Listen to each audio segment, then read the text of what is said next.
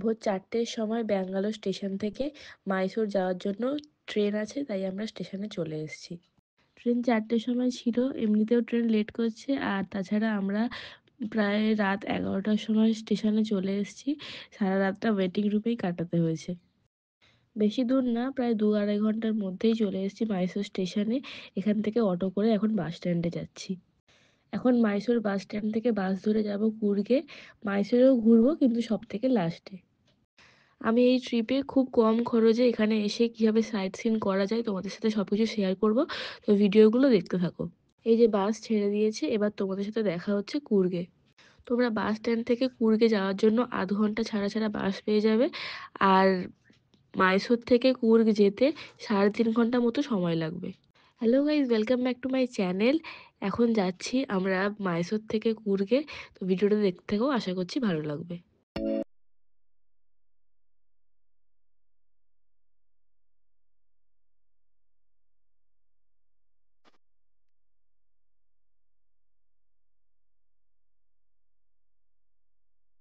Bus stand থেকে আমাদের hotel খুব একটা দূরে না, তাই অটো করে নিয়েছি। এখান থেকে 50 টাকা লাগছে হোটেলে যাওয়ার জন্য। এই যে চলে এসেছি আমাদের হোটেলের সামনে।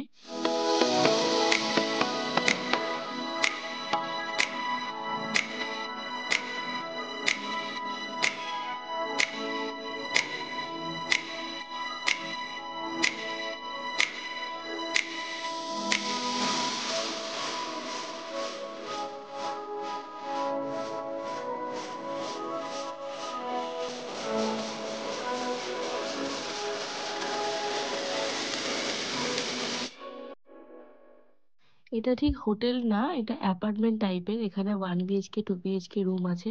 আমি যখন অনলাইনে বুকিং করছিলাম তখন আমি একটু ডাইসি ছিলাম বুক করবো কি করবো না, কিন্তু এখানে এসে দারুণ লেগেছে। তোমরা দেখতে থাকো রুমটা কেমন। কুর্গে আমরা 2 দিন থাকবো, তো মোটামুটি 2 দিনে কুর্গ কভার করার চেষ্টা করবো আর তোমাদের সাথেও শেয়ার করবো।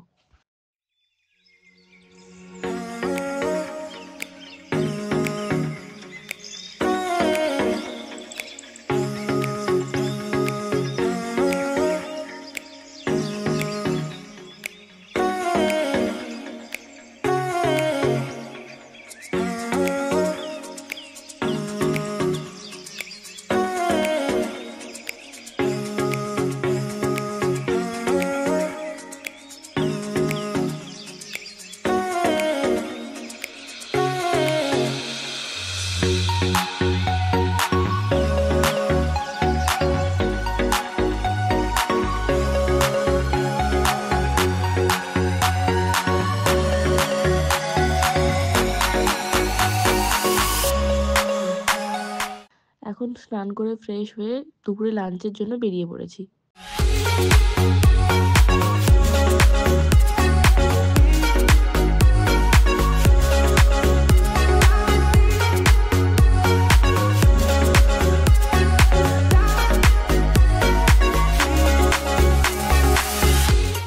লাঞ্চের পর আমরা একটা অটো ভাড়া করে নিয়েছি।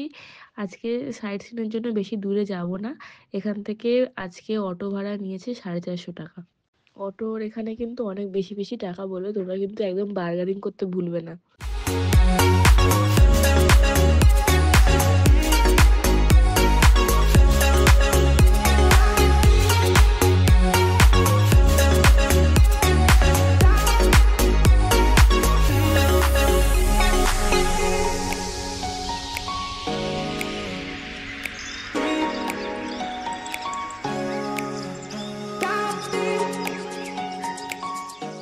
এই যে আমাদের আজকের প্রথম ডেস্টিনেশনে চলে এসেছি। আজকের ফার্স্ট ডেস্টিনেশন হলো আবে ফলস। এখানে এন্ট্রি ফি পার হেড 10 টাকা করে। লাঞ্চ করার পর এখন রেডি হয়ে চলে এসেছি কুর্গের ফার্স্ট ডেস্টিনেশন, সেটা হচ্ছে আবে ফলস। চলো গিয়ে তোমাদের দেখাচ্ছি।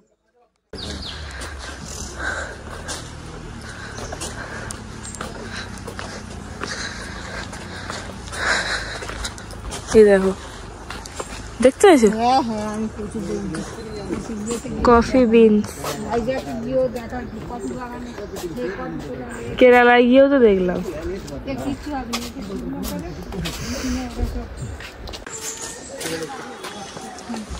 পুরো জঙ্গল, বলো সুন্দর।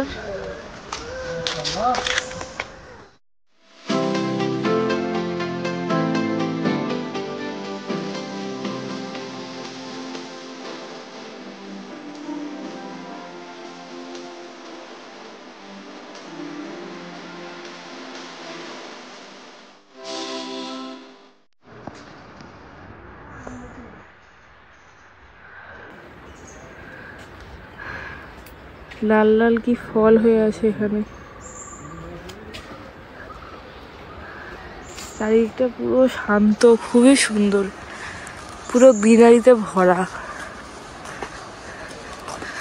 দারুণ লাগছে। আর এখান থেকে সুন্দর ঝর্ণার আওয়াজও শোনা যাচ্ছে।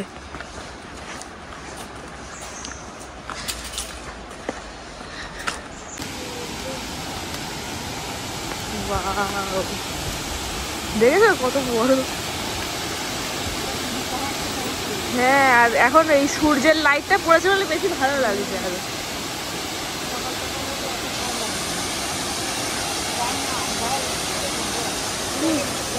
তাই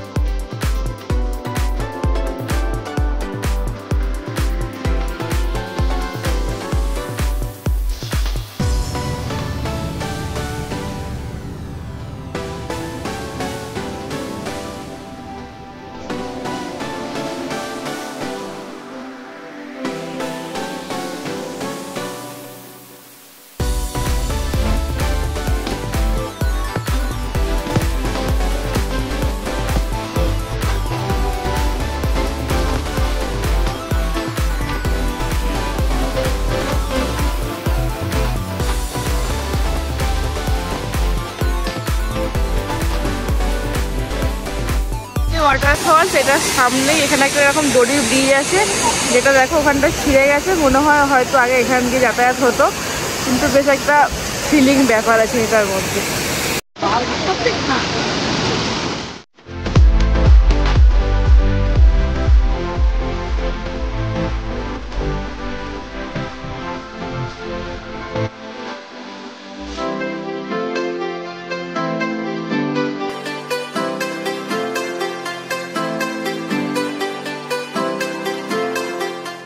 তবে এখনকার মতো এত সুন্দর একটা ওয়াটারফলসকে টাকা বলে যেতে হবে। অলরেডি বাপিমা উপরের দিকে উঠতে স্টার্ট করে দিয়েছে, কারণ যেখানে আমাদের অটো নামিয়েছে ওখান থেকে এখানে হেঁটে অনেকটাই নিচে আসতে হয়েছে। ওইটা মাস্ট ভিজিট প্লেস। তোমরা যদি পুরীতে কেউ আসো তো অবশ্যই এখানে আসতে ভুলো না।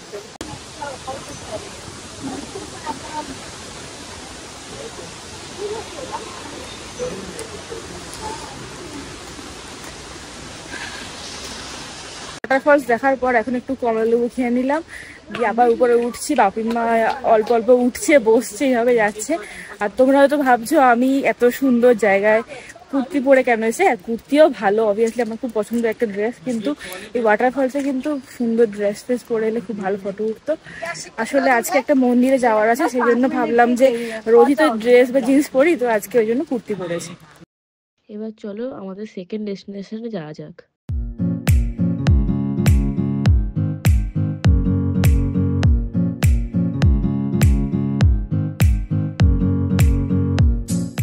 এখন আমরা চলে এসেছি রাজা টম্বে।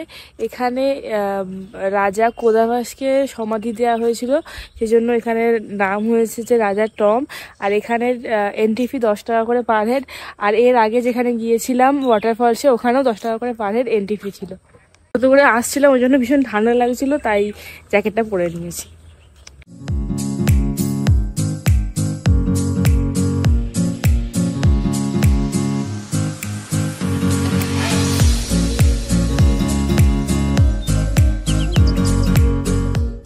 এখন আমরা চলে এসেছি রাজা সিট গার্ডেনে।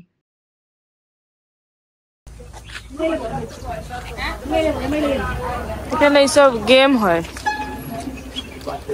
সবার, শুধু বাচ্চাদের কেন।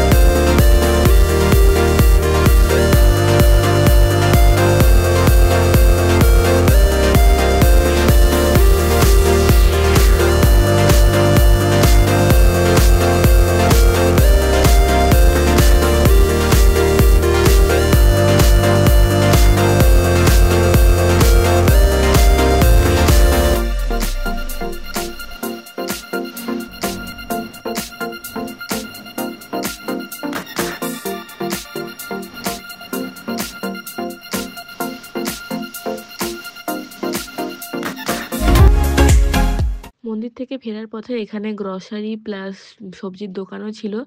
আর আমাদের কাছে এখানে যেহেতু কিচেন আছে তো খুবই ভালো। তাই ভাবলাম কয়েকটা সবজি নিয়ে নিই। কারণ এখানে ইডলি, ধোসা আর এইসব মানে টক খেতে, খেতে পাগল। নরমাল আমাদের যেটা খাই সেটা পাওয়াই যাচ্ছে না। এখানে কেটেল আছে আর আমি যেহেতু হোস্টেলে থাকি খুব ভালো করে জানি কিভাবে কেটেলে আর কি সেদ্ধ ভাত করা যায়। তো তাই আজকে এটা বানাবো বলে কিছু সবজিপাতি নিয়ে নিয়েছি। আজকের ব্লগটা এই পর্যন্তই। ভিডিওটা ভালো লাগলে অবশ্যই লাইক, কমেন্ট, শেয়ার, সাবস্ক্রাইব করতে ভুলো না।